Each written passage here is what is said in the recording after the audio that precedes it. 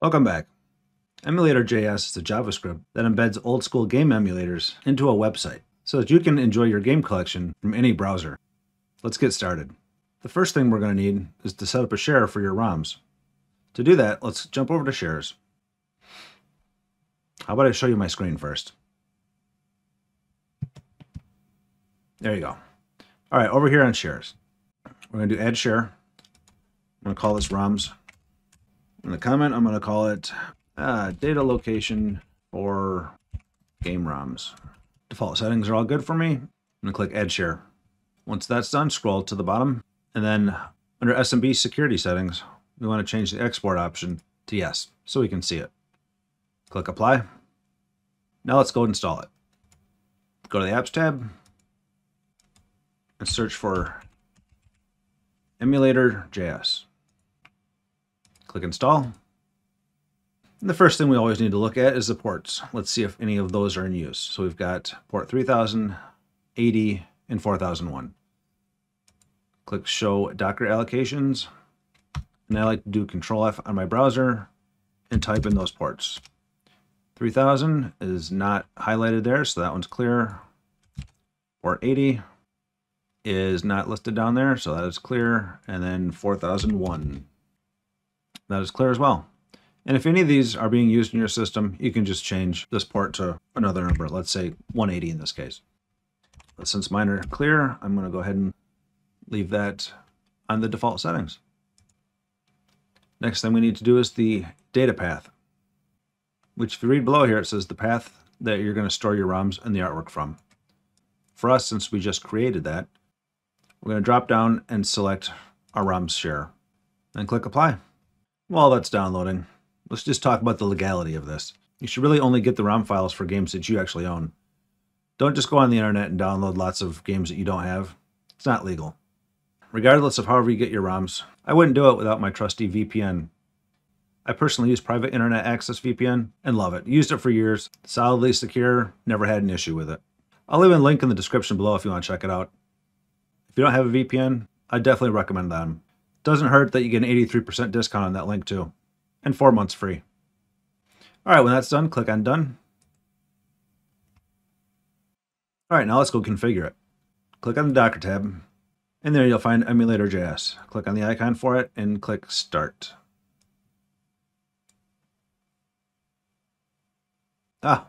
Yes. I'm going to change the web port here to 3080. Then click Apply.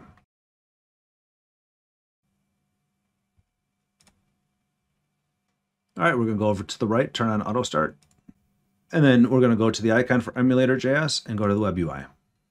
And you'll see here the first thing that it wants you to do is to download the default file set. So go ahead and click Download. And what this will do is it'll go out to the internet and download all the different image art and the animations for the different game systems out there. So this could take a bit depending on your internet speed. All right, at the top here, you'll see it says Downloaded all files. That indicates that it's all done. Close this, click on the little black box in the right corner. Okay, now it's telling you that no ROMs were found. Please add some to continue. So at this point, what we're going to do is go to your server and open up the share for your ROMs folder.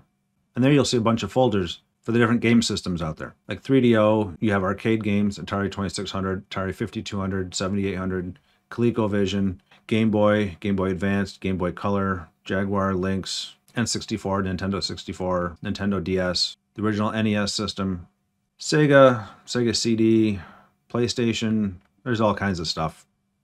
So what you'll do is you'll find your ROMs, you'll find the system that they go into, in this case, the Super Nintendo system. They should all be zipped files. So you'll copy them and paste them into the ROMs folder for the appropriate system. In this case, since it's the Super Nintendo system, I'm going to open up that folder, go into ROMs within that, and paste them inside of there. We'll let this copy over.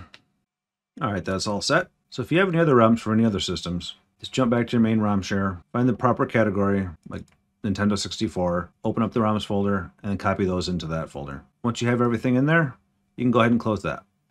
Now if you go over to ROM management on the left, it'll display the different systems for the ROMs that it's found. In this case, since I only put the SNES in there, it's only showing that option. The next step you need to do is to click Scan for each category. Then EmulatorJS is going to go through and process each of the ROM files. All right, once that's done, Click on the little black box in the top corner again. Then you do the same process for each system that you've got ROMs for. And now you'll see over on the left here, you have an SNES option. Click onto that, and the big red column shows you the ROMs that it's identified. And then any unidentified ROMs will be on the right. We're not going to worry about the unidentified ROMs for right now. We're just going to follow the steps over on the left. Step 1 is to download all available art. The setup for EmulatorJS is pretty easy. It just takes a long time to process all the ROMs and download all the art for them. And it gets multiplied by each ROM collection you have. Alright, that took a while, but it's done. When it's all done, close it by clicking on the little black square. Now step 2, add all ROMs to config file. Click there. In the future, if you add additional ROMs to it, you can have it rescan for whatever system you added them to by clicking the scan button. Alright, back over to the SNES section. Now you see the identified ROMs are all green. You still have a bunch of unidentified ROMs. So on the left, under optional, you can select remove ROMs with no art, which just helps clean up your library. Since this is just a demo, I'm going to go ahead and clean this up just so it looks a lot better. We'll go back in there. So now you just repeat that for each system that you've got. On the left, you'd click the title, you go into it, download all art, then have it add all the ROMs to the config file. Once you've got all your files processed, then to play the games, you'd open up a new tab, you browse to your server address, in this case mine is 10.0.0.11, and since we changed the port number to 3080, you put in a colon followed by that port number, and press enter. And there it is, comes right up. Since I only have the Super Nintendo system put in here, that's all it's showing over on the left. If you click on Super Nintendo, it actually opens up another screen that has all the games. Since I told it to remove all the ROMs without art, it's cleaned it up. Then you can go through the list here, see all the games. You find something you want to play. Nobody's ever seen this one, so we'll click onto this. You click onto it, and it loads up.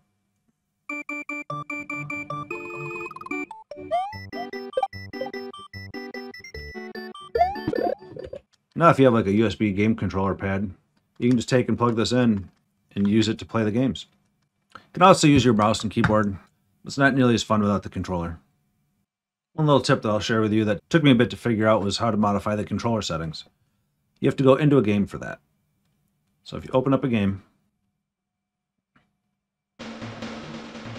once in there, if you press the F1 key on your keyboard, it brings up a menu, and then you've got a lot of different options in there. You can resume, you can restart the game, you can close it out, save states, all the stuff that's listed there. Under controls, you can map the controls to suit your needs. So go to port number 1, the D-pad up is the up key.